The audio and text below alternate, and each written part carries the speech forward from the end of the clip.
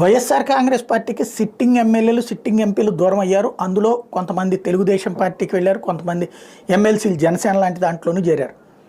సరే, అందులో రావు శ్రీకృష్ణదేవరాయల, మాగుంట, వేమిరెడ్డి, తర్వాత అంతకుముందే కోటన్ రెడ్డి, మేకపాటి, శ్రీదేవి, ఆనం ఇట్లాంటివన్నీ లెక్కేసుకోవడం ఒక ఎత్తు. ఈ మధ్యకాలంలో మారినటువంటి వాళ్ళది ఒక ఎత్తు.